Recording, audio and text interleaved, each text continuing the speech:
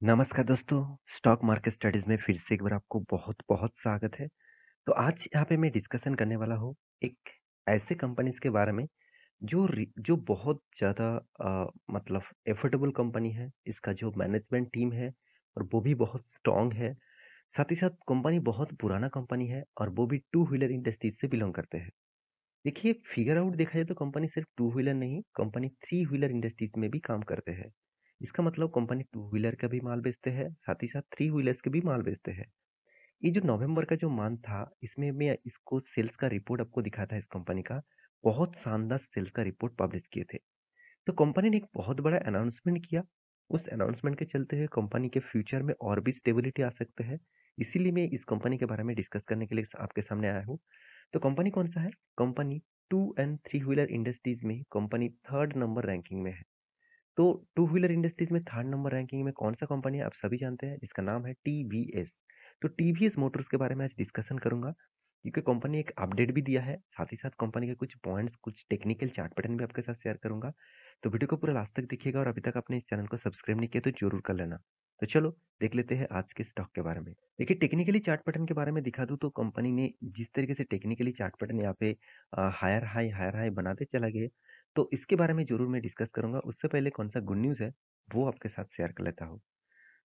तो मैं यहाँ पे दिग्गज वेबसाइट बिज़नेस स्टैंडर्ड के ऊपर आ चुका हूँ। तो बिज़नेस स्टैंडर्ड में क्या बताया जा रहा है, आप देख सकते हैं TVS motor 2 role out Euro 5 emissions norms. यहाँ पे देखिए compliant two wheelers in this country.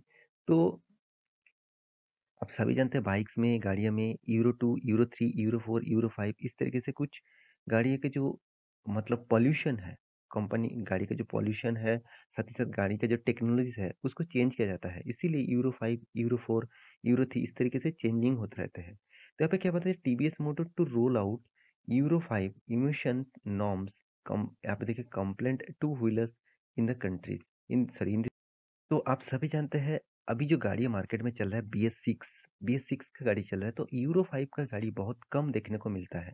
तो टीवीएस मोटर्स सबसे पहले ही इस यूरो 5 को मार्केट में लॉन्च करने के लिए यहाँ पे कोलैबोरेट कर रहे हैं, बात भी कर रहे हैं। देखिए आप इस तरीके से चीज जब होता है कंपनी का ग्रोथ ऑफ पोटेंशियल और भी बढ़ जाता है।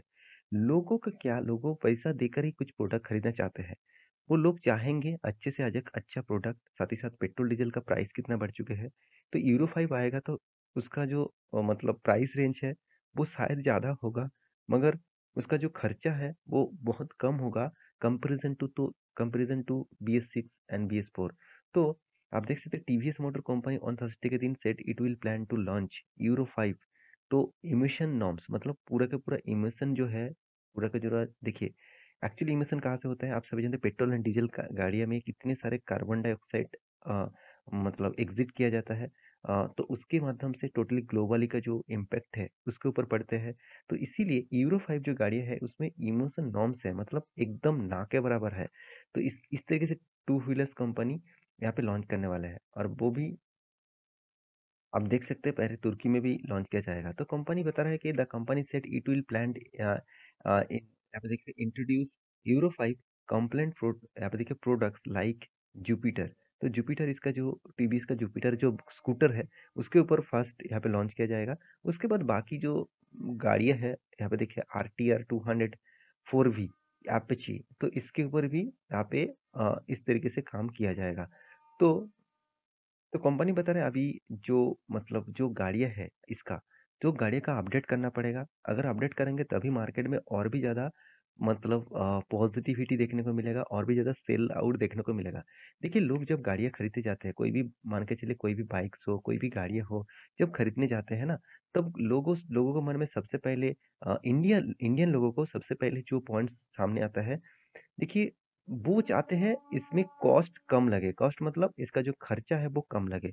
खर्चा कहाँ पे होता है, आप मान के चलिए पेट्रोल डीजल का आप गाड़ी खरीदारी करके लेके आए, तो सबसे खर्चा तो वहीं पे होगा ना। तो क्योंकि आप जितना गाड़ी चलाएंगे उतना ही पेट्रोल डीजल खाएंगे। तो जितना पेट्रोल डीजल का प्राइस ज़्यादा होंगे, वो आपके जेब से ज़्यादा इफेक्ट ले आएगा। तो इसीलिए कंपनी चाहते हैं अगर मैं टेक्नोलॉजी हाई कर दूं, पेट्रोल डीजल का प्राइस हाई हो तो कुछ भी नहीं। अगर गाड़ी में मान के चलिए पहले जो गाड़ी था, मान के चलिए 40 किलोमीटर जाते थे 1 लीटर में। तो अपाची का कोई भी गाड़ी देख लेना 40 किलोमीटर के ऊपर नहीं जाता।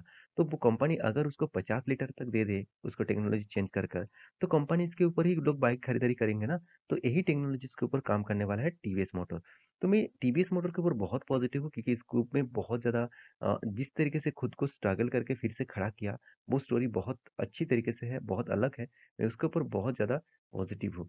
तो आप सभी जानते हैं टीवीएस का जो स्कूटर है, अभी बहुत सारे जुपिटर या फिर जो स्कूटर है, इस तरीके से स्कूटर्स ईवीज़ में बदल गया, बहुत सारे ईवीज़ में भी स्कूटर आ रहा है। तो उसके हिसाब से देखा जाए तो कंपनी फ्यूचर में और भी ज़्यादा ग्रोथ करने वाला है। तो इस कंपनी के मैं कुछ डिटेल्स के बारे में बात करूँ तो इंडिया के थर्ड लार्जेस्ट कंपनी होने के नाते भी इस कंपनी में कुछ पॉजिटिविटी, कुछ नेगेटिविटी है। पहले मैं आपको कंपनीज़ के पॉजिटिविटी और नेगेटिविटी दोनों के बारे में बात कर लेता हूँ। कंपनी का मार्केट कैप 48 चलो 50 करोड़ के आसपास मार्केट कैप बन चुके हैं। तो कंपनी का पी रेशियो बहुत हाई वैल्यूएशन में है। इंडस्ट्रीज पी रेशियो से भी कई गुना ज़्यादा इसका वैल्यूएशन देखने को मिला। तो कंपनी का return of capital employed, return of equities एक एवरेज लेवल के आसपास है। तो कंपनी का जो डेप्थ है करीबन 18,600 करोड़ के आसपास इसका डेप्थ है। कंपनी का डेप्थ ऑफ इक्विटी 3.68% है। मुझे यहाँ पे बहुत बड़ा वीकनेस और बहुत बड़ा नेगेटिव पॉइंट जरूर देखने को मिला। आप कहेंगे सर क्यों नेगेटिव? क्योंकि देखिए ये अगर फाइनेंस कंपनी होता 3.5% के ऊपर कर्जा होता तो कोई बात नहीं है। एक ऑटो सेक्टर के होने के नाते इतना ज़्यादा कर्जा मुझे बाकी कंपनीज में नहीं देखने को मिला। चलो मैं आपको दिखाई देता हूँ। इसका जितने सारे कंपटीटर है, जैसे देखिए आईचआर मोटर हो गया, हीरो मोटर हो गया, टीवीएस मोटर, तो तीनों कंपनीज का डिटेल्स देखेंगे तो आईचआर मोटर का तो कोई डेप्थ ही नहीं है। हीरो मोटर का एकदम ना के बराबर डेप्थ है और सबसे ज़्यादा डेप्थ किसके पास है? टीवीएस मोटर का। तो यही बड़ा वीकनेस है इस कंपनी का। तो क्या फिर भी कंपनी खराब हो गया? ऐसे बिल्कुल भी नहीं। कंपनी कंटिन्यूअसली खुद को प्रॉफिट को मेंटेन कर रहा है। कोविड की सिचुएशन में भी कंपनी जबरदस्त प्रॉफिट किया है, करीबन 650 करोड़ के आसपास। तो कंपनी अच्छा खासा प्रॉफिट को मेंटेन करते हैं हमेशा। तो कंपनी सेल्स ज़्यादा करते हैं, इसीलिए कंपनी का जो अर्निंग रेशियोज है वो धीरे धीरे ग्रोथ होता देखने को मिलता है। देखिए कंपनी आपको रिटर्न भी बहुत शानदार दिया। देखिए लॉन्ग टर्म के लिए इन्वेस्टमेंट करना यही सबसे बड़ा फ़ायदा होता है। लोगों को मन में लगता है कि चलो मैं 1 साल 2 साल के लिए मैं इस कंपनी को निवेश कर दूँ, तो मुझे अच्छा खासा रिटर्न मिल जाएगा। ऐसे सोचकर कभी भी निवेश मत करना क्योंकि ऐज़ ए देखिए 10 साल में कंपनी 38% का रिटर्न दिया। आप शायद 5 साल तक निवेश करके रखे थे, आपको 6% तक रिटर्न मिला। हाँ, आप कहेंगे सर 3 साल में तो 30% का रिटर्न मिला, 1 साल में 50% का रिटर्न मिला। देखिए रिटर्न के मामले में जो डेटा दिखा रहा है, वो कुछ ही दिनों पहले ही स्टॉक में बहुत तेज़ी देखने को मिला था, इसीलिए इस तरीके से रिटर्न देखने को मिला।